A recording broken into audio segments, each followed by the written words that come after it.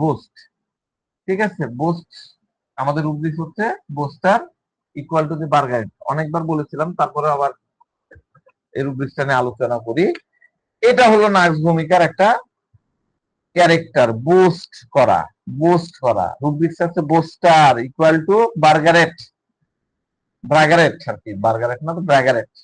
ব্রাগারেট, হ্যাঁ, ব্রাগারেট শব্দটার practical meaning হলো নিজের মুখে একদম পুরোপুরি ওভাবে খুলে দেওয়া, নিজের মুখ একদম খুলে দেওয়া, হ্যাঁ, এমন করে খুলে বলা অন্যদের হজম হবে না, হ্যাঁ। এটা হলো আপনি ততটুকুই কথা, মানে কি হয়, আমরা যখন যতটুকু প্রয়োজন ওইটুকু কথা বলি।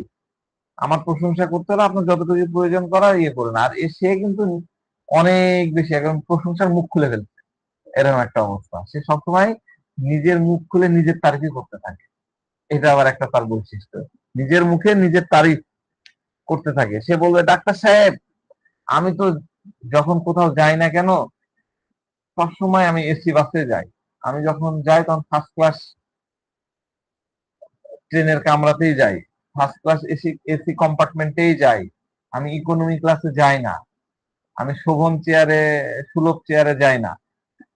তো আমার কাছে এমনিতেই এত টাকা পয়সা, হ্যাঁ, আমার নিজের যেটুকু আছে এটাই আমি একাই খরচ করে শেষ করতে পারি না। রুগীরা সেই টাইপেরই কথা বলে, আমার আমার যা আছে এই তো খাই শেষ করতে পারি না। হ্যাঁ ডাক্তার সাহেব, আমি যদি কখনো কোনো নিজের জন্য কোনো স্যুট বা পোশাক কিনতে যাই, তবে আমি কিন্তু খুব ভালো দোকানে, যেন তেন দোকান থেকে আমি এটা কিনি না। আমি যদিও মাত্র দুটি স্যুট কিনি, কটা, দুটা, একটা না, কিন্তু দুটো স্যুট কিনি, তো আমি একদম টপ কোয়ালিটির ভালো জিনিস নেব। হ্যাঁ, ওই যেন একটাই 10,000 টাকা, 10-15 হাজার, ওটা কোনো ব্যাপার না, ওটা তো আমার কিছু আসে যায় না। রুগীরা এইভাবে বলে, মানে সে যখন কথা বলবে ওনার কথার মধ্যে এই বোস্টিং বিষয়টা আসবে। হ্যাঁ, তো বোস্টিং এর যদি আপনারা ডিকশনারি মিনিং দেখেন, তাহলে ডিকশনারি মিনিং হলো দেমাগি, এই যে আমি দিয়েছি, দেমাগি বা দাম্ভিক। দেমাগি বা দাম্ভিক, এরা কি করে, এই ব্যক্তি কথা বলার সময় নিজের সম্পর্কে অনেক বেশি প্রাইড বা ভ্যানিটি বা অহম এর মধ্যে থাকে। এরা বলার সময় নিজের সম্পর্কে বা তার সাথে সম্পর্ক যুক্ত বিষয় অনেক বাড়িয়ে বাড়িয়ে বলে, অতিরঞ্জিত করে বলে। তো যে ব্যক্তি নিজের সম্পর্কে অত্যন্ত অহংকার, গর্ব ও দম্ভ নিয়ে বাড়িয়ে বাড়িয়ে কথা বলে, যিনি বিশেষ করে নিজের বা নিজের সম্পর্কিত কোনো বিষয়কে অতিরঞ্জিত করে একদম গর্বের সাথে সেটা প্রকাশ করে, সেটাই হলো বোস্টার।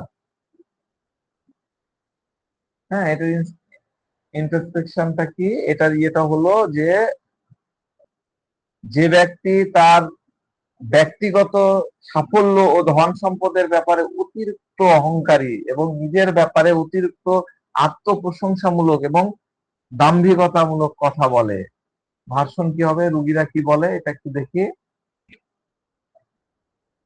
রুগীর দম্ভের সাথে বলবে, দম্ভ, প্রাউডি, হ্যাঁ, বোস্টিংলি বলবে যে, ডাক্তার সাহেব, আমি যে পরিমাণ ব্যথা যন্ত্রণা সহ্য করতে পারি তা দুনিয়ার অন্য কোনো মানুষের পক্ষে করা সম্ভব না, আর কারো হলে তো হতোই না।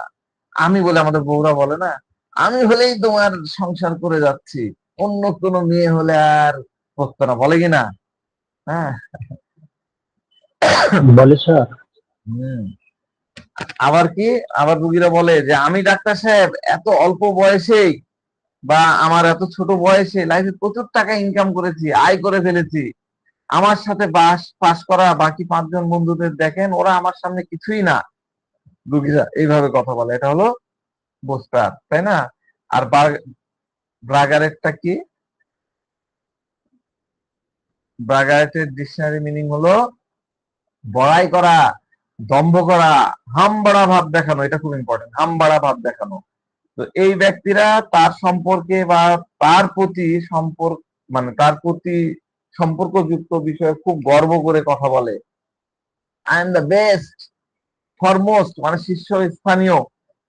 তো এই ব্যক্তিরা তার অ্যাচিভমেন্ট নিয়ে বা তার পজিশন সম্পর্কে এমন বাড়িয়ে বাড়িয়ে কথা বলে বা আত্মপ্রশংসা করে, সেটা কি আর বলবো। তো এই দুইটা রুব্রিক্স, এই দুইটা রুব্রিক মানে ওয়ার্ড একটা রুব্রিক্স এর মধ্যে থাকলেও কিন্তু দুটো ওয়ার্ডের ফিলিংস কিন্তু কিছুটা আলাদা। ঠিক আছে, আমি দেখেন পরের ইয়েতে দিয়েছি স্লাইডে এই ফিলিংসটা। বোস্টারে যা আছে তা বেশি দেখায়, তার থেকে বেশি দেখায়, যাতে সামনের জন তার উপরে আরো বেশি ইমপ্রেস হয়ে যায়, তার ইমপ্রেশনটা আরো বেশি গ্রো করে। আর ব্রাগারেটে কি হয়, কিছুটা আনপ্লিজেন্ট। এখানে ব্যক্তি তার নিজের বড়াই করে তখন তার মধ্যে একটা গর্ব থাকে এবং সেটা শুনতে আমাদের খারাপ লাগে, আমাদের কানে বাঁধে। সে যখন আপনার সামনে কথা বলবে তখন আপনার গায়ে বাঁধবে, আপনার খারাপ লাগবে, আপনার কাছে মনে হবে যে সে নিজের বড়াই করুক, কিন্তু আমাকে কেন সে নিচু করছে, এরকম আপনার কাছে এই ফিলিংসটা আসবে। আর বোস্টার করা ব্যক্তি আপনার সাথে কথা বলবে তখন আপনার গায়ে বাঁধবে না, আমাদের কারো গায়ে বাঁধবে না, আমাদের খারাপ লাগবে না। সে নিজের মনের আনন্দে নিজের সম্পর্কে বাড়ায় বাড়ায় বলতেছে। হ্যাঁ, কিন্তু এরা কেন এরকম করে? এই দুইজনেরই করার কারণ হলো যে সামনের পার্সনের প্রতি ইমপ্রেশন বজায় রাখা। আমি যদি এরকমটা করি তাহলে সামনের জন্য আমাকে ভালোভাবে বাড়বে, আমাকে একটু ভালো নজর দেবে, আমার ইমপ্রেশনটা বাড়বে, আমি তার থেকে একটু বড় হবে, এরকম একটা ভাবনা থেকে তারা এরকমটা করে। তো একটা সিচুয়েশন, সিম্পল সিচুয়েশন আপনারা চিন্তা করেন যে আমি ধরেন যে আপনাকে কোন একটা জিনিস দিলাম যেটা আপনাকে বিক্রি করতে হবে। আমি আপনাকে ধরেন এই পেন ড্রাইভটা দিলাম, এই পেন ড্রাইভটা আপনাকে বেচতে হবে, তখন আপনি কি করবেন? আপনি যা বিক্রি করতে চাচ্ছেন তার কি করবেন, যত পজিটিভ বিষয় থাকে এই বিষয়গুলো আপনি, যেমন এটা বলবেন যে এইটা পেন ড্রাইভ, এটা এটা কিন্তু চীনের না, এটা তাইওয়ানে তৈরি। জানেন তো চীন থেকে তাইওয়ান অনেক ভালো প্রোডাক্ট তৈরি করে। এর দেখেন এখানে একটা জিনিস আছে, খাপ লাগে না, খাপ থাকলে তো আলাদা হারিয়ে যেতে পারে, এটা এবার ঘুরাই দিলে খাপের মতন বন্ধ হয়ে গেল, বাস এখানে ময়লা ঢুকবে না, দিয়ে যাবতীয় যত পজিটিভ জিনিস থাকবে একটা একটা করে আপনি কিন্তু বলবেন আপনার কাস্টমারকে, মানে গুণগুলা কিন্তু আপনি একের পর এক বলে যাবেন। এবং সেটা কিভাবে বলবেন? এক্সাজারেট করে। এইটা কিন্তু দেখেন এরকম টানেন খুলবে না, এরকম এক্সাজারেট করে করে এটা টানেন এরকম করে, যত এই দেখেন এরকম এরকম করেন কিচ্ছু হবে না। এবং এক্সাজারেট তো করবেনই, বাড়ায় বাড়ায় তো বলবেন। এক্সাজারেট মানে কি? বাড়ে বাড়ে বলা। এবং সেটা কি করবেন? অতিরঞ্জিত ভাবে বলবেন। তো কেন এরকমটা করবেন? কারণ এরকম করলে যে ক্রেতা, তার মনের মধ্যে খুব ভালো একটা ইমপ্রেশন তৈরি হবে, সে খুব দ্রুত কনভিন্স হয়ে পড়বে। আরে তাই নাকি, আরে বাপরে, এরকম এই পেনটা তাহলে আপনার এটাই তো নিতে হবে, দেন দেন দেন দেন 2 পিস দেন। বিষয়টা এই, তাই না? প্রোডাক্টটা সে কিনে ফেললো। তো এই সিম্পল বিষয়টা মাথার মধ্যে ঢুকায় নেন, তাহলে আপনারা বোস্টার জিনিসটা কেমন, কিভাবে মানুষ করে এবং কেন করে সেটা কিন্তু বুঝে যাবেন। হ্যাঁ, তো দেখা যাচ্ছে যে বিক্রয় করার জন্য যে জিনিসটা নেওয়া হলো সেটা প্রোডাক্ট হিসাবে মোটেই ভালো না। তারপরে বিক্রেতা প্রেজেন্টেশনের মাধ্যমে এমন ভাবে জিনিসটাকে প্রেজেন্ট করলো যে একদম জিনিসটা বেস্ট, যাতে ক্রেতার মনের মধ্যে এমন ইমপ্রেশন হলো, বাপরে জিনিসটা তো আসলেই ভালো, এটা তো কিনতেই হবে। তো এই বিষয়গুলো আপনাদেরকে বুঝতে হবে, এবং আপনারা যখন এটা ফিল করবেন বা বোঝা শুরু করবেন তখন এই বোস্টার রুব্রিক্সটা খুব সহজেই নিতে পারবেন। এই রুব্রিক্স ব্যবহার করলে আপনাদের অবশ্যই মাথায় রাখতে হবে যে ব্যক্তি এটা কখন করে, কেন করে এবং কিভাবে করে। ঠিক আছে, এটা মাথায় রাখতে হবে। তো জিনিস ভালো না, কিন্তু আমাদের প্রেজেন্টেশন এমন হবে যে জিনিসটা বেস্ট। আর যার সামনে অ্যাডভার্টাইজ করছি সে এমন ইমপ্রেসড হবে এবং হয়ে সে এই জিনিসটা বেস্ট, আরে বাপরে এটা এখানে আমাকে নিতে হবে। এবং এরা যখন বোস্টিং করে মনে হয় বাপরে দ্রুত জিনিস শেষ হয়ে যাবে, তার মানে আমাকে দ্রুত জিনিসটা কিনে ফেলতে হবে। তো রুগী খুব গর্ব সহকারে বলছে, ডাক্তার সাহেব আমার যেরকম ব্যথা হয় আমি বলে সহ্য করি, অন্য কে হলো এরকমটা করতে পারতো না। আমি ডাক্তার সাহেব এত অল্প সময়ের মধ্যে এত টাকার মালিক হয়েছি, যে পজিশন পাইছি আমার বন্ধুরা কেউ পায়নি। তো এই দুই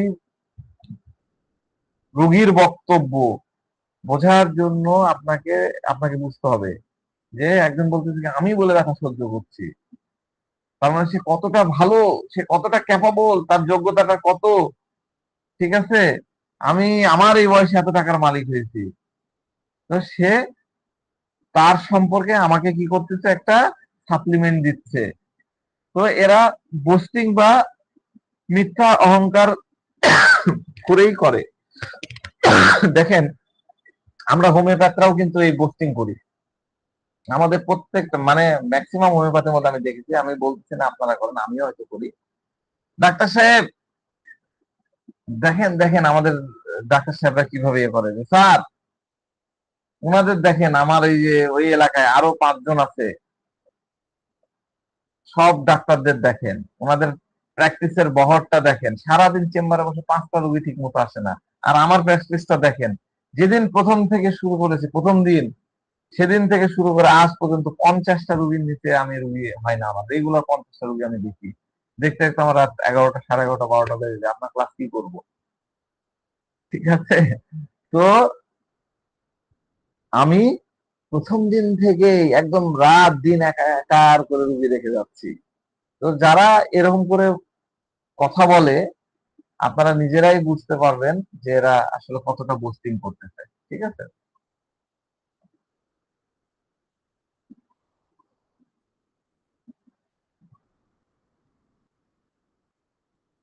স্কোয়ান্ডার, স্কোয়ান্ডারিং ফ্রম বোস্টিং, স্কোয়ান্ডার, তাই না? এখন সে কি করে, সে যখন বোস্টিং আসবে, তার মধ্যে যখন বোস্টিং আসবে তখন সে স্কোয়ান্ডার। স্কোয়ান্ডারের বাংলা মিনিং হলো অপচয়। হ্যাঁ, কি বলছে, স্কোয়ান্ডারিং ফ্রম বোস্টিং। ঠিক আছে, বাস্তবে কিন্তু সে নিজে তেমন বড় কিছু না, এত কড়া ধরা বলতে তার কিছুই নাই। স্কোয়ান্ডার শব্দের অর্থ হলো, দেখেন ওখানে লিখে দিয়েছি, স্কোয়ান্ডার শব্দের অর্থ হলো spend lavishly in a wasteful manner. Lavishly, কোনো প্রয়োজন ছাড়াই খুব বিলাসবহুল ভাবে ও নোংরা উপায়ে টাকা পয়সা অপচয় বা উড়ানো। ঠিক আছে, টাকা পয়সা বা অন্য কিছু উড়ানো। তো প্রথম কথা হলো, ভালো করে বোঝেন, এই 2 জনের প্রশ্নের উত্তর হয়ে যাবে। গতদিন আমাকে ডক্টর আলাউদ্দিন, উনি আমাকে বলতেছিলেন যে উনি সম্ভবত এর আগের নাক ভূমিকার সাথে কিছু একটা এলোমেলো করে ফেলেছে। তা আমি যেহেতু ওনাকে বুঝাবো, এই কারণে আজকে আপনারাও বুঝে যাবেন। আর দ্বিতীয়ত, পরে আরেকজন প্রশ্ন করলেন যে পরিবারে কি করে, হ্যাঁ, সেই উত্তরগুলো আমি এখন দিব আর কি। তো প্রথম কথা হলো, যে জিনিসটা ওনার লাইফে বিন্দু মাত্র, এই রুব্রিক্সের প্রথম কথা, যে জিনিস ওনার লাইফে বিন্দু মাত্র প্রয়োজন নাই বা দরকার নাই, ওটার পেছনে উনি 2 হাতে স্পেন্ড করে। কি বলছে, spend lavishly in a wasteful manner. Wasteful দরকার নাই, ওয়েস্ট অপচয়, সেটাও সে ইয়ে করে। যেমন ধরেন, একটা উদাহরণ দিতে তাহলে আরো বুঝতে পারবেন। ওনার বাসায় অলরেডি একটা ভালো মানের টেলিভিশন আছে, এলসিডি টিভি আছে মনে করেন, বা সিআরটি একটা টিভি আছে, 30-35 ইঞ্চি একটা টিভি আছে, বা 40 ইঞ্চি একটা টিভি আছে, বড় টিভি। কিন্তু হঠাৎ করে একদিন সে খেয়াল করলো যে তার ঠিক পাশের বাসার মানে প্রতিবেশীর বাসায় একটা নতুন 55 ইঞ্চির এলসিডি টিভি চলছে। কত ইঞ্চি? 55 ইঞ্চি। কি টিভি? LCD TV. আর তার বাসার টিভিটা মাত্র 40 ইঞ্চি বা 32 ইঞ্চি একটা সাধারণ মানের সিআরটি টিভি। এলসিডি কিন্তু আপডেট টিভি, সিআরটি আগেকার টিভি, ওই যে বড়গুলা ওগুলা সিআরটি বলে। বাস, 55 ইঞ্চি এলসিডি টিভি দেখলো, দেখা মাত্র তার মধ্যে একটা চক্কর দিয়ে উঠলো, চক্কর মেরে উঠলো মনের মধ্যে।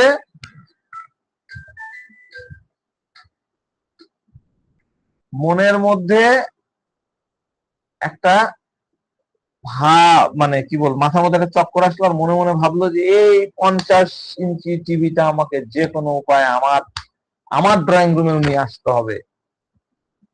কিন্তু শর্ত একটাই, যেটা আমি নিয়ে আসব ওটা আমার ওই প্রতিবেশীর টিভির চেয়ে অনেক বেশি দামি এবং এক্সপেন্সিভ হতে হবে। যদিও সে তার পকেটে বা তার ব্যালেন্স অত দামি টিভি কেনার মতন আর্থিক সামর্থ্য তার নাই, অত দামি টিভি কেনার মতন আর্থিক সামর্থ্য তার নাই, সে অ্যাফোর্ড করতে পারবে না, অ্যাফোর্ড করার ক্ষমতা তার বিন্দুমাত্র নাই। তাও সে ওনার চেয়ে মানে কি বলবো, মানে ওনার থেকে যদি সমান সমানও না, কমও না, ওটাও চলবে না, ওনার থেকে বেশি হতে হবে। ওনার 55 ইঞ্চি টিভি তো সে কিনবেই না, যদি কিনেও তাহলে ফ্যাসিলিটিস এর দিক দিয়ে বা পরের মডেল বা তার থেকে আরেকটু স্লিম বা প্লাজমা টাইপের এইরকম একটা কিছু হতে হবে। তার চেয়ে দামি টিভিটাই সে চুজ করবে, ওটাই সে কিনবে।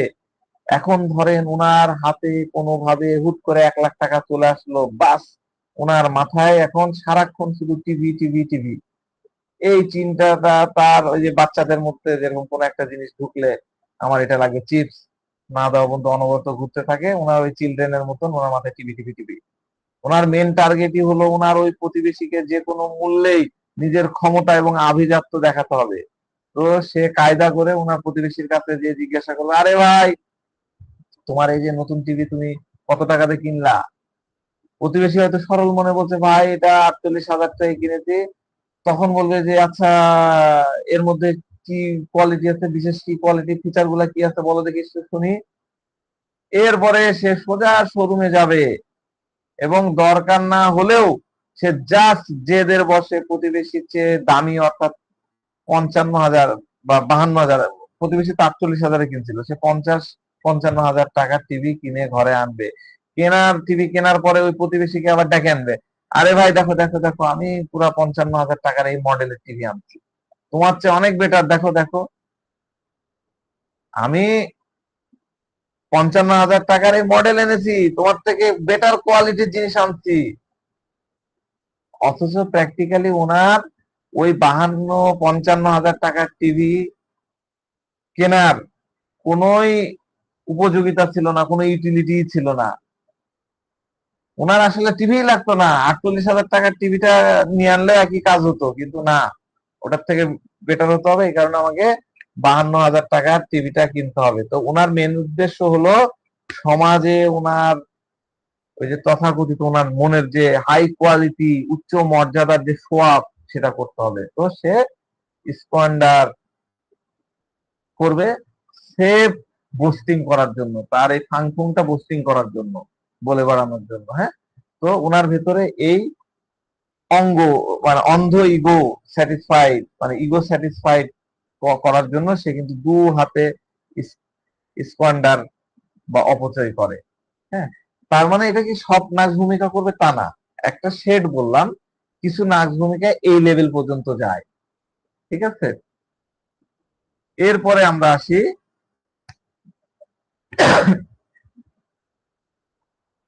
হি likes to live a luxurious life. হ্যাঁ, সে সব সময় খুব ভালো ভালো খাবার খেতে পছন্দ করবে, নিজের উদ্যোগে বড় বড় পার্টির আয়োজন করতে পারলে সে মনে মনে চরম আনন্দ। এবং দেখেন লিখছে কি, he enjoy foods, good foods and he delights. হ্যাঁ, খুব কি বলবো, ডিলাইট ফিল করে যদি ভালো ভালো খাবার, ভালো ভালো পার্টি অ্যারেঞ্জ করতে পারে, ডিলাইট টু অ্যারেঞ্জ পার্টিজ। তো ওনার লাইফে খুব ভালো ভালো টেস্টি খাবার, দামি জায়গায় ঘুরতে যাওয়া, কোনো হোটেলে যদি থাকতে হয় তাহলে লাক্সারিয়াস হোটেলে, 3 স্টার 5 স্টার হোটেলে থাকতে হবে, হাই স্ট্যান্ডার্ড হোটেলে থাকা, এগুলো উনি খুব মেনটেন করেন আর কি। এবং এগুলা তার মেনটেন করার একটা তাগাদা, তার মেন্টাল মানে স্ট্রং ডিজায়ার তার মধ্যে থাকে। এটা কিন্তু একটা মারাত্মক লক্ষণ ইয়ের মধ্যে, এই নাগভঙ্কের মধ্যে। হ্যাঁ, আসছি ধীরে ধীরে। রিভারলিং ফিস্টিং, রিভারলি রিভারলি ফিস্টিং, রিভারলি ফিস্টিং। হ্যাঁ, রিভারলি, রিভারলি মিনিং হলো to get enjoyment in riotous or noisy festivals, মানে খুব হইচইপূর্ণ জাঁকজমকপূর্ণ ও কোলাহলময় উৎসব বা আনন্দ উৎসবে মেতে ওঠা, নয়েজি নয়েজি ফেস্টিভ্যাল, ধুম ধারাক্কা চলছে। মানে সমাজে যত নামি দামি ও ভালো ভালো রেপুটেশনের মানুষ আছে, ওনাদের ডেকে এনে খুব বড় করে পার্টি দেওয়া, খুব বড় করে পার্টি দিবে। ওনার মনের মধ্যে সারাক্ষণ এই চিন্তা চলতে থাকে, দেখেন প্ল্যানিং, সারাক্ষণ চিন্তা চলতে থাকে যে আমি কখনো যদি সুযোগ আসে, তবে আমার বার্থডেতে, আমার নিজের বার্থডেতে বা আমার ওয়াইফের বার্থডেতে বা আমার বাচ্চার বার্থডেতে বা আমার রিলেটিভের বার্থডেতে আমি খুব জাঁকজমক ভাবে একটা মস্ত বড় পার্টি আয়োজন করব, নয়েজি পার্টি আয়োজন করব। ওনার মনে মনে এই সমস্ত রাজকীয় চিন্তা খুব বড় স্কেলে, বড় স্কেল মানে কি, খুব আড়ম্বরপূর্ণ জাঁকজমকপূর্ণ ভাবে চলতে থাকে। সে ভাবে আগামী বছর বার্থডেতে কম করে হলেও ফ্রেন্ড, তারপরে রিলেটিভ, তুমুক তুমুকদের কমপক্ষে হলো 50-60 জনকে আমি ইনভাইট করব অমুক জায়গায়। আপনার খুব ভালো করে খেয়াল করে দেখেন, আলাউদ্দিন সাহেব ভালো করে খেয়াল করেন, ডক্টর আলাউদ্দিন ভালো করে খেয়াল করেন, এখানে উনি কিন্তু ঠিক আছে। ওনার মনে মনে খুব বিশাল প্ল্যান করতেছে। ওনার মনের এই স্টেটই হলো প্ল্যান মেকিং মেনি, আমাদের রূপদিস ছিল না, plan making many, many plan সে করছে, এটা সবসময় মাথার মধ্যে রাখবেন। ওনার অবচেতন মনেই, এক মনের ভিতরে বিশাল বিশাল ছক বা পরিকল্পনা চলছে। সে ভাববে, এবার মনে হয় ডক্টর শাওন মনে হয় প্রশ্ন করলেন, এবার সে হয়তো ভাববে যে আমার পিতা আগামী বছর 50 বা 60 বা 70, যাই হোক 50 বছরে, ধরুন 50 বছরে পদার্পণ করবে। ওনার এই 50তম জন্মদিনে আমি আমার জন্মদিন উপলক্ষে, আমার বাবা তো, আমি এই শহরের সবচেয়ে বেস্ট লাক্সারিয়াস হল, রয়্যাল রাজ, সেরাটন, আর কি আছে নাম তত বলতে পারছি না, আমার তো যাওয়ার অভ্যাস নাই, এইরকম একটা জায়গার হল বা একটা কমিউনিটি সেন্টার বুক করব। আমি অফিসের সমস্ত কলিগ স্টাফকে ইনভাইট করব, আমার বাবার বন্ধু বান্ধব যা আছে সবাইকে ইনভাইট করব। আমি ওনার জন্য খুব সুন্দর একটা আয়োজন করব, একদম এসি রুম থাকবে, সবকিছু একদম এই ওই ওই প্ল্যানিং চলছে। এখন সে মনে মনে এই, মানে এই যে পুরা যে সিনারিওটা বললাম এরকম পার্টি হবে, এটা বুকিং করা থেকে পুরা হিসাব কিতাব আর প্ল্যানিং কিন্তু অলরেডি করতে শুরু করে দিয়েছে। সামনের বছর জন্মদিন, সে কিন্তু এখন থেকে শুরু করে দিয়েছে। বা ধরেন যে 3 মাস পরে বাবার বার্থডে আসবে, শুরু করছে। কিন্তু ওনার মনে প্রথম মাসে, আর 3 মাস বাকি আছে, তার মানে এই প্রথম মাসে শুধু মনের মধ্যে প্ল্যানিং এর পেছনে কেটে যাবে। 1 মাস ধরে সে খালি প্ল্যানিং করবে, এই ওই মনে মনে বিশাল প্ল্যানিং, বড় বড় প্ল্যানিং। এবার আসলো খরচ, মানে কস্ট অ্যানালাইসিস, তাই না, প্রোগ্রাম করতে গেলে কস্ট লাগে, কস্টের হিসাব করার পার্টটা এবার আসছে।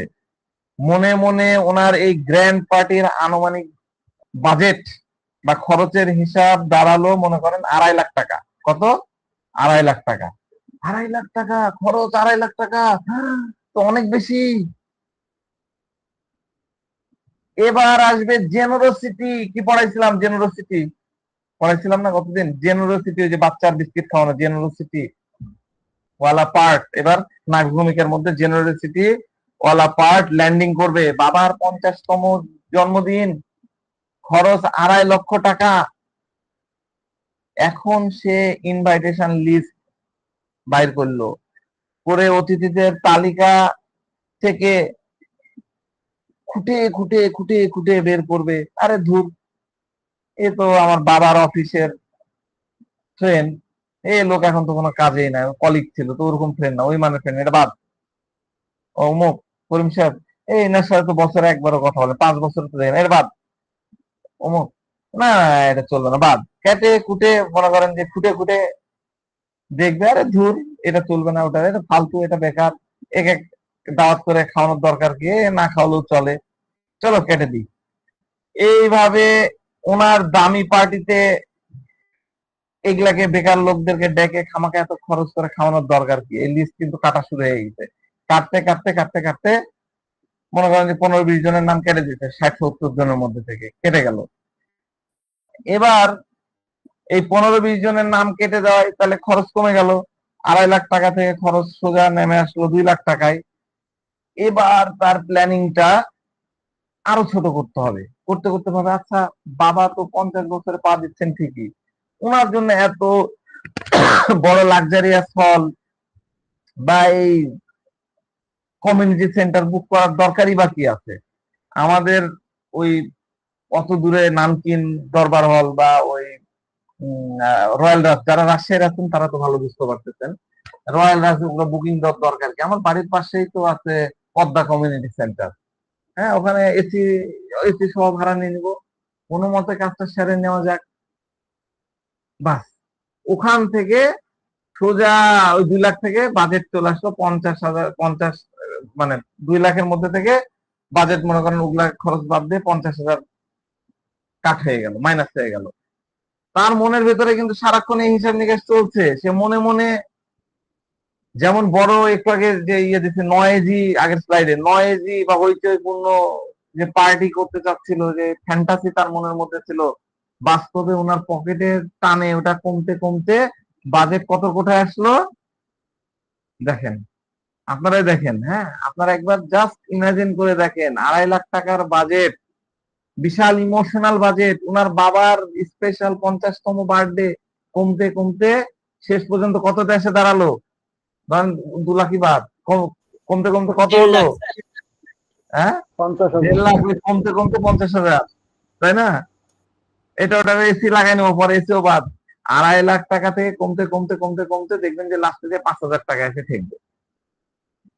আর সে শেষ পর্যন্ত কোনো হল বা কমিউনিটি সেন্টার বুক করবে না, সোজা বাজার থেকে জন্মদিনের আগের দিন ছোট্ট একটা কেক নিয়ে এসে ওই ঘরের ডাইনিং টেবিলের উপরে রেখে ওটাকে কাটবে।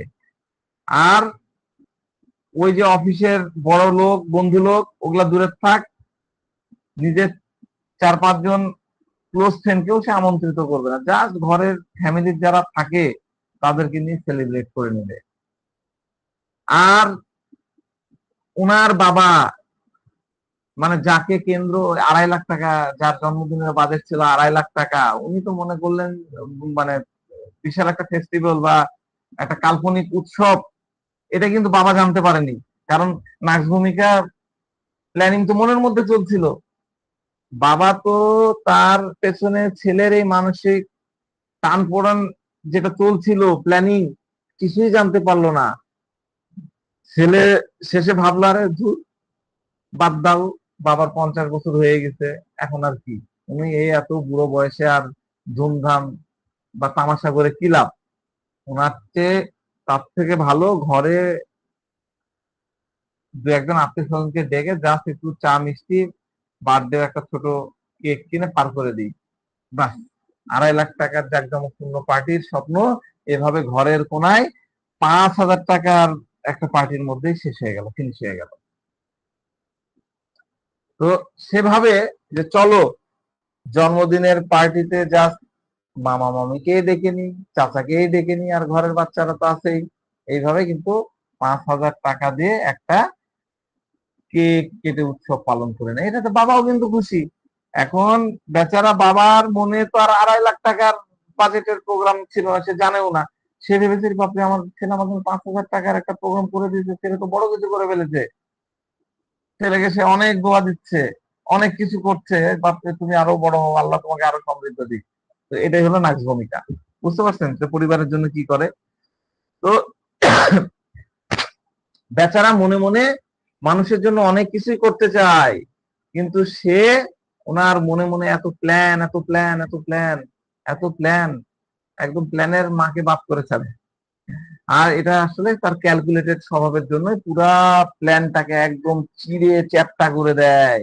আপনারা তো ওনার 2.5 লাখ বাজেট থেকে কমিয়ে 50,000 বলতেছেন, ইয়ে তো বললো সিয়াম তো বললো হচ্ছে 1.5 লাখ, তাই না? আরে 50,000 টাকা 5,000 টাকায় বাড়াবে না। হ্যাঁ, 50,000 50,000 টাকা নাচ ভূমিকার কাছে বিশাল অ্যামাউন্ট, বড় অ্যামাউন্ট। অত টাকা যদি তাকে ওইভাবে খরচ করতে হয় তাহলে সে একদম শক্ট হয়ে যাবে, বেহুশ হয়ে পড়ে যাবে। অত টাকা সে চিন্তা করবে যে আমি 50,000 টাকায় 5টা ফাংশন করব, 10টা ফাংশন করব, আবার ভাববে প্ল্যানিং, কিন্তু করতে গেলে ওই একটাই হয় না। ঠিক আছে?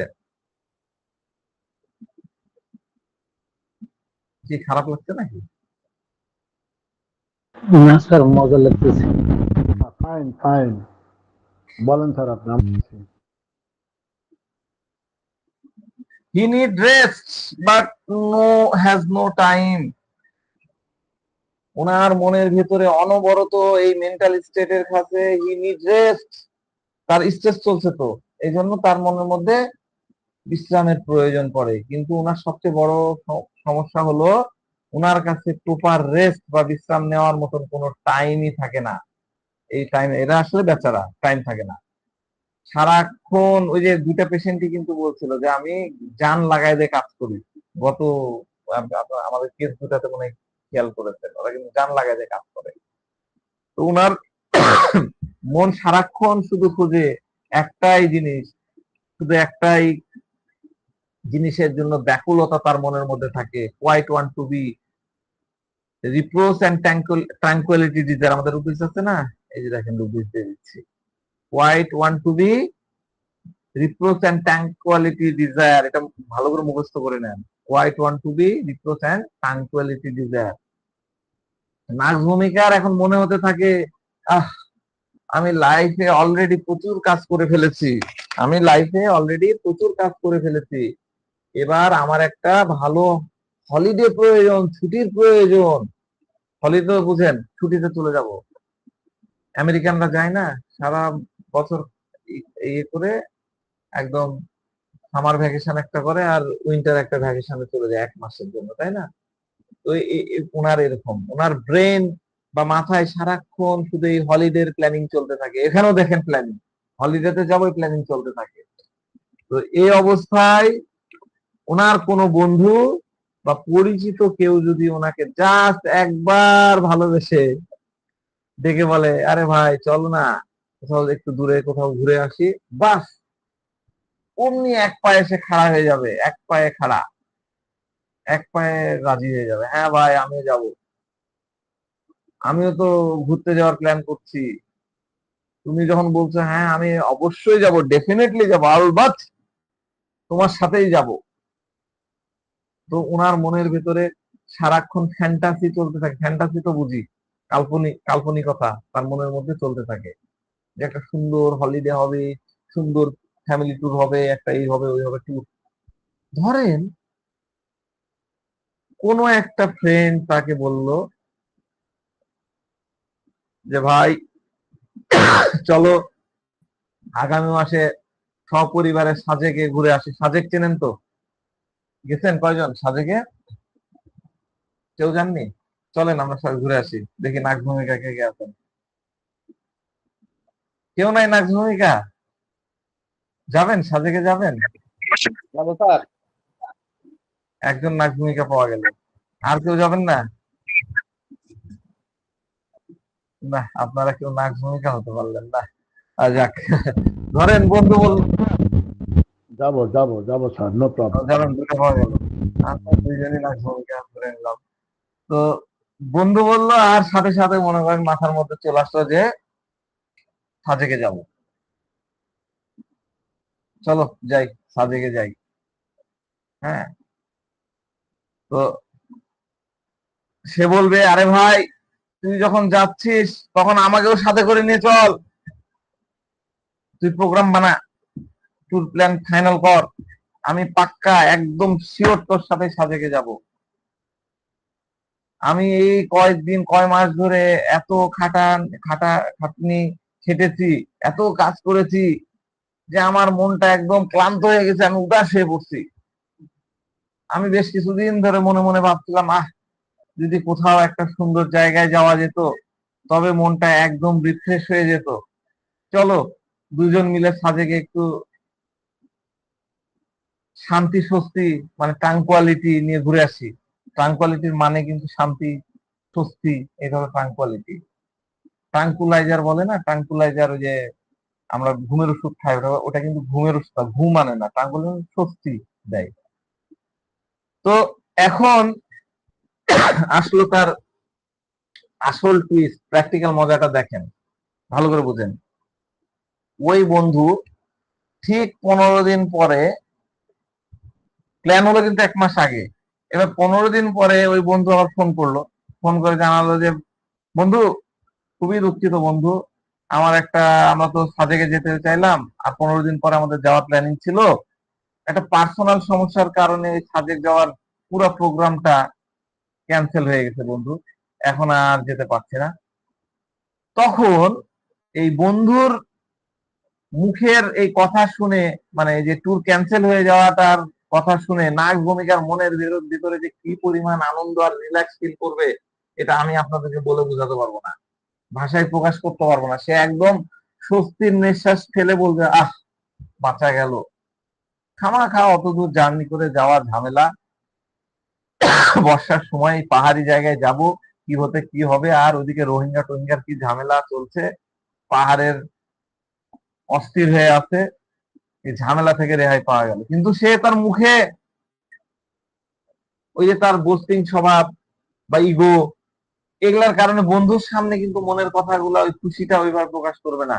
সে উল্টা মুখ খুব, মানে মুখ খুব আফসোস ভরা, আফসোস করার ভান করে, বন্ধু, আরে বন্ধু, তুমি এটা কি বললা বন্ধু, এটা তুমি কি বললা বন্ধু, আমি তো সাজেক যাওয়ার জন্য মানসিক ভাবে 100% মন বানায় ফেলছিলাম। এবার যদি বন্ধু বলে, বন্ধু এক কাজ করো বন্ধু, আমি তো যেতে পারলাম না, তুমি বরং একাই তোমার ফ্যামিলি নিয়ে ঘুরে আসো, আমি সব ব্যবস্থা করে দিচ্ছি, তুমি নিজেই ঘুরে আসো। তখন না আসবেন, না না বন্ধু, তুমি যখন বলছো আমি তোমার সাথেই যাব, পরের বার তুমি যখন যাবো তখন আমরা একসাথে দুই ফ্যামিলি মিলে যাব। বুঝতে পারছেন? তো নাগ ভূমিকা অমনি মনে মনে বলবে যে হ্যাঁ ভাই, পরের বার গেলেই ভালো হবে, আসলে এই মুহূর্তে আমার নিজের কাছে টাইম নাই, ওখানে যাবো, আর এত টাকা খরচ কে করবে। তো এটাই হলো নাক্সের আসল ক্যারেক্টার। সে আসলে লাইফে কোনো মতে কোনোভাবে যেতে চায়নি, ওনার যাওয়ার বিন্দু মাত্র কোনো ইচ্ছা ছিল না। স্যার এটা কি হিপোক্রেসি হবে? না, হিপোক্রেসি না তো, হিপোক্রেসি তো সে বলতো আরেক, আড়ালে যে আরেক জায়গায় ইয়ে করতো, হ্যাঁ, হিপোক্রেসি তো আরেক, স্যার হিপোক্রেসির মধ্যে কি নাগভূমিকা আছে? নাগভূমিকা আছে, কিন্তু স্যার এটা এটা যে কি, আচরণটা সে করলো বন্ধুর সাথে, এটা হিপোক্রেসি না, কিন্তু এটা একটা নেচার, এটা একটা ডিসপোজিশন। হ্যাঁ বলেন। এটা হলো না sir, he make so many plans but হ্যাঁ, not finish. He make so many plans but not হ্যাঁ, finish. He makes too many প্ল্যানটা সে এক্সিকিউট করে না, এটা এই জায়গা থেকে নেওয়া। হিপোক্রেসি কাছাকাছি যায়, একটা ভাববে অনেকগুলা জিনিসই আসে। হ্যাঁ, হিপোক্রেসি দুই ক্যারেক্টার, এটা দেখা যায়, কিন্তু হিপোক্রেসির মধ্যেও নাক ভূমিকা আছে। হ্যাঁ, আচ্ছা, আমরা পরের স্লাইডে আসি।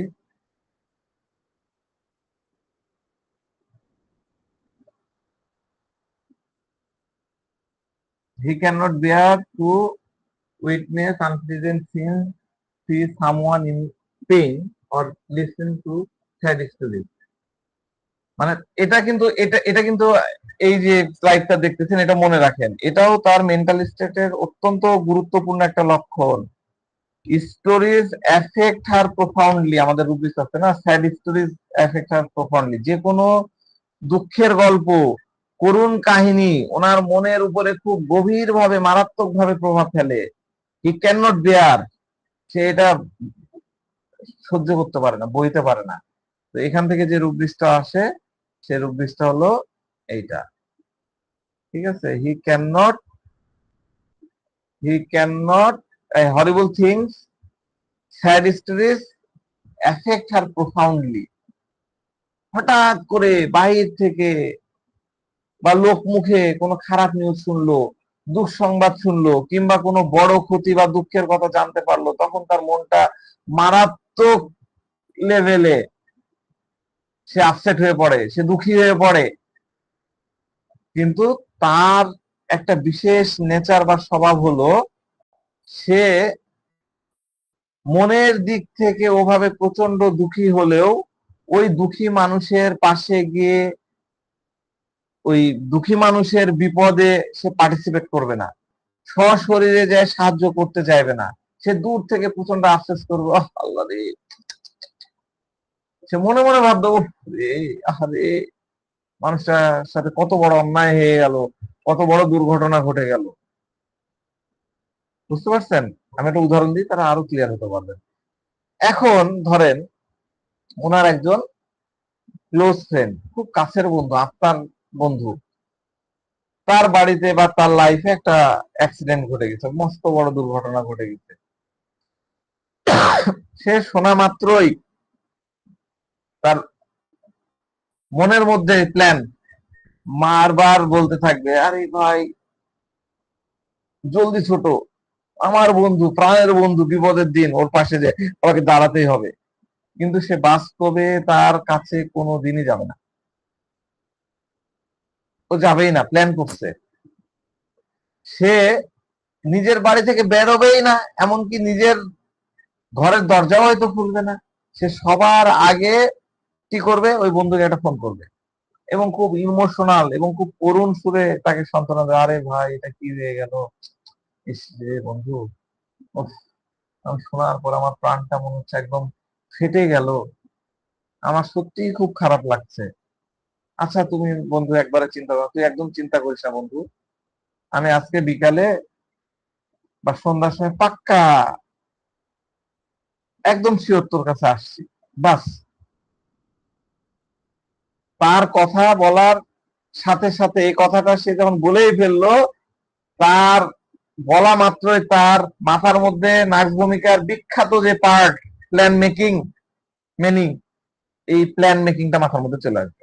এই প্ল্যান মেকিং মেথডটা অলরেডি মাথার মধ্যে কাজ করা শুরু হয়ে গেল। এই প্ল্যান মেকিং নাচ ভূমিকার লাইফে মনে রাখবেন, নাচ ভূমিকার লাইফে একটা মস্ত বড় পার্ট। প্ল্যান মেকিং কিন্তু শুরু হয়ে গেছে।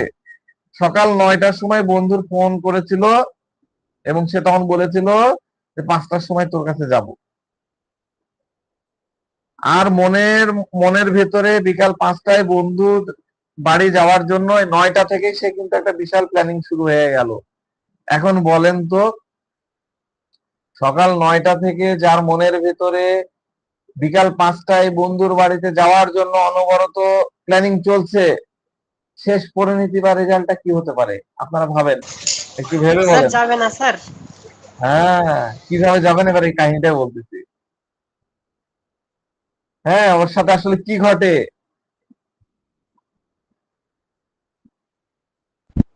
নট ফিনিশ স্যার, প্ল্যানটা ফিনিশ করে বসে, প্ল্যানটা হ্যাঁ, শেষ করেন। হ্যাঁ, প্ল্যান দেখেন, প্ল্যান সে বিকাল 5টায় ওনার বন্ধুর কাছে যাওয়া তো দূরের কথা, সোজা একটা বন্ধুকে হয়তো ফোনও দিবে না। সে সকাল 9টার সময় থেকে, ভালো করে বুঝে না, 9টার সময় ফোন দিয়েছিল, তারপর থেকে টানা 11টা পর্যন্ত 2 ঘন্টা ধরে মনের ভিতরে খালি এই প্ল্যানিং বানাতে থাকবে। আচ্ছা আমি বন্ধু বিপদে পড়েছে, ওর কাছে যাব, কিভাবে যাব, আমি কি ট্যাক্সি ভাড়া করে যাব নাকি রিক্সা ভাড়া করে যাব নাকি ট্রেনে যাব নাকি বাসে যাব, এই ঠিক আছে। আচ্ছা যাওয়ারটা পরে চিন্তা করবো নি, এখন আমার চেম্বারে যেতে হবে, ক্লিনিকে যেতে হবে, আমি আগে যাই। এবার সে চেম্বারে গেল, নিজের কাজগুলা করবে, সকাল 11টা পর্যন্ত আমি শেষ করবো ভাবে, যে চটপট শেষ করে ফেলবো, তারপরে রওনা দেবো, এরকমটা মনে করে কিন্তু সে চেম্বারে গেল। এবার 11টা বেজে গেছে, তো 11টার সময় সে কি করবে, বন্ধুকে আরেকবার ফোন করবে আপডেট নেওয়ার জন্য। হ্যাঁ রে বন্ধু, কি অবস্থা, তোর কি হালচাল, শরীরটা কেমন, এখন কি অসুখ কিছু নিয়ন্ত্রণে আছে, সুস্থ ভালো লাগতেছে? হয়তো বন্ধু বলে হ্যাঁ আগের থেকে একটু আরাম লাগছে, একটু রিল্যাক্স লাগছে। অমনি নাক ভূমিকা তার চেনা জানা ডায়লগ দেবে, হ্যাঁ বন্ধু তুমি একদমই টেনশন করো না, আমি ঠিক 5টার সময় একদম শিওর তোমার কাছে আসছে, তুমি রেডি থাকো। এবার বন্ধু ওপার থেকে বলছে আচ্ছা ঠিক আছে বন্ধু, তোমার অপেক্ষায় থাকলাম। এখন বেলা 11টা বেজে গেছে, উনি ক্লিনিকে বসে টুকটাক কাজ ব্যাক করা, রুগীকে দেখা, যা যা এগুলো গোছানো শুরু করলো। এই কাজগুলো একটু একটু করতে করতে রুগী দেখতে দেখতে যেটা হয়, চেম্বারে বসে রুগী আসতে থাকে। বিকাল 4টা বেজে গেল। এই 4টা বেজে গেল, সে বিন্দু মাত্র টেরই পেল না। এখন বিকাল 4টা যখন বেজে গেল, অথচ সে বন্ধুকে যাওয়ার জন্য মানে যাবে এরকম ইয়ে করেছিল, কিন্তু প্রস্তুতি সে নেয়নি। সে বিকাল 5টার সময় ওই বন্ধুর কাছে না গিয়ে সোজা সন্ধ্যা 6টার সময় একটা ক্যাজুয়াল ফোন দিবে, দিয়ে বলবে খুব ব্যস্ত দেখা যায়, আরে বন্ধু আর বলিস না, হঠাৎ করে এমন রোগীর চাপ, মারাত্মক বিজি হয়ে পড়েছিলাম, তোকে তো আর ওইভাবে ফোন দেওয়া হলো না, যাওয়ার সময়টা বের করতে পারলাম না। তা এখন বল তোর হালচাল কি, শরীর এখন কেমন আছে? এবার বন্ধু ওপাশ থেকে হেসে বলে, হ্যাঁ ভাই একদম ঠিক আছে। তখন নার্স ভূমিকা আবার তার স্বভাব, চরম স্বভাবের বহিঃপ্রকাশ ঘটিয়ে বলে, হ্যাঁ ভাই বন্ধু, আমার মনে মনে তো একদম পাক্কা বিশ্বাস ছিল তুই খুব জলদি একদম ঠিক হয়ে যাবি। তুই যে কি স্ট্রং আমার থেকে কে ভালো জানে, আমি তোকে ভালো করে জানি। তা যাই হোক, তোর জন্য আমার মনের ভিতর খুব টেনশন হচ্ছিল, খুব চিন্তা হচ্ছিল, তাই ভাবলাম একবার ফোনটা করে তোর কাছ থেকে আপডেটটা জেনে নিই। বাস, তার বন্ধুত্বের দৌড় কতখানি বুঝলেন? আর যাওয়ার প্ল্যানিং এই 6টার সময় একটা ফোন করে একদম খতম, শেষ, টাটা বাই বাই। ঠিক আছে, সে ওনার তার বন্ধুর বিপদে বাস্তবে বিন্দু মাত্র সশরীরে গেল না, জাস্ট সন্ধ্যা 6টায় ফোন করে ওর খোঁজ খবর নিয়ে দায়িত্ব একদম শেষ করে ফেললো। তো দুপুর এবং বিকাল সকাল, সকাল থেকে তোর বিশাল বিশাল প্ল্যানিং যেগুলো করতেছিল এক নিমিষে শেষ হয়ে গেল। তো যে প্র্যাকটিক্যাল স্টোরি বা গল্প আমি আপনাদেরকে বললাম, এটাই কিন্তু নাগ ভূমিকার জীবনের সবচেয়ে বড় এবং বাস্তব এবং খুব গুরুত্বপূর্ণ লাইফ হিস্ট্রি। ঠিক আছে, প্রুভিং ডায়েরি গুলো পড়বেন, কিন্তু অনেক গল্প আপনারা শিখে যেতে পারবেন। ঠিক আছে, তো আজকে এই পর্যন্তই রাখতেছি। সম্ভব হলে আরেকটা ক্লাস নেবো, আরেকটা ক্লাস নিয়ে নেওয়া যায়। আরো আমার অনেকখানি জিনিস বাকি আছে বলার এই ভার্সনে। এরপরের ভার্সন তো আমার আরো রেডি আছে, নাগ ভূমিকা পার্ট 3, সেটা 3-4 মাস পরে ইনশাল্লাহ আবার হবে।